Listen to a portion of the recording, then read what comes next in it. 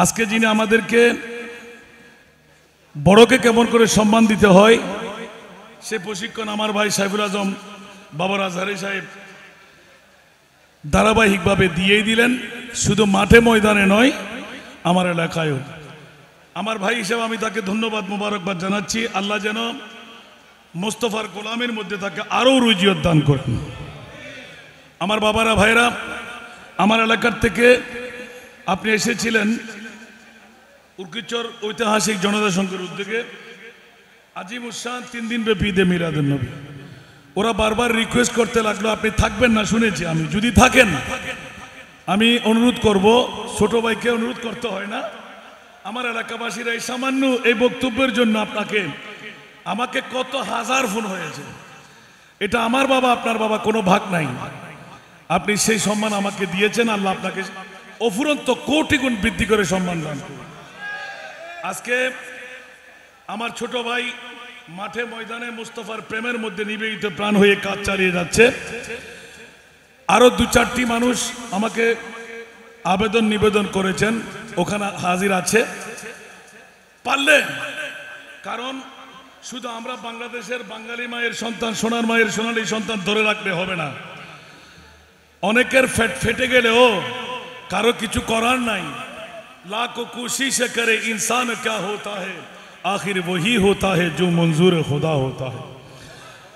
मुनिब যদি বান্দাকে দে কেউ ধরে রাখতে পারে না, কেউ কাপড় খুলে দিতে চাইলো, মুনিব যদি খুলে না দে বান্দার কোটি চেষ্টা করলেও কোনো কাজ হবে না, নিজেরটা খুলে যাবে। খেয়াল রাখবেন, ফাইন তাওয়াল্লাউ ফালামু আন্নাল্লাহা মাওলাকুম। সারা বিশ্ব যদি আলোকভাজন হয়ে যায়, আমার মুনিব যদি আমার সহায় হয়, দুনিয়ার জগৎ আমাকে কেউ কিছু করতে পারবে না।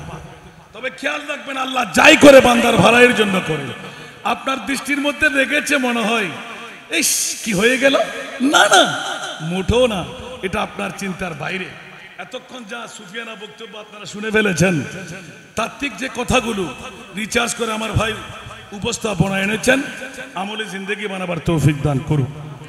আমার বাবা ভাইদের কাছে কাল কিয়ামতের ময়দানে আজকে যেমনিভাবে আপনারা সাইফুল আজম বাবর ভাইয়ের মহব্বতে মৌলানা আব্দুল মালিক শাহ রহমতুল্লাহ আলাইহিকে ভালোবাসেন, সেই জন্য আমরা গত বছরের চাইতে এই বছর কম করিনি, তবুরুকের কোনো অভাব নেই আলহামদুলিল্লাহ।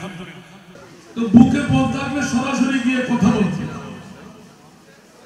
এমনি গুতাগুতি করলে কোনো লাভ। তোমার সাহসিকতা থাকলে, বুকে বল থাকলে, আমি হাসানের আমার ভুল থাকতে পারে না, আমার সাথে বসে বলতে হবে যে আমি ভুল করেছি। সেই জন্য আমি স্পষ্ট ভাষায় বলতে চাই, এই ধোঁকার মধ্যে আপনারা পড়বেন না। যারা যাই বলে সিরাতাল মুস্তাকিমের পথের উপর আমরা অটুট থাকবো ইনশাআল্লাহ।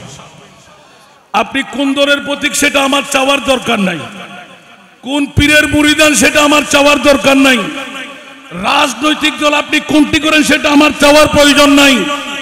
সুন্নি যদি হয় সে আমার মাথার তাজ। আপনারা কি একমত না? কারো কাছে খারাপ লাগলো মনে হয়। সে রিক্সাওয়ালা, সে দিন মজদুর, সে ইনকাম করে খায়, ঘামের দুর্গন্ধ তার গায়ে। আপনি মুসলিম মিল্লাত হিসেবে আপনার ইমানি কর্তব্য একটা পারফিউম ক্রয় করে তার গায়ে বিলিয়ে দেওয়া।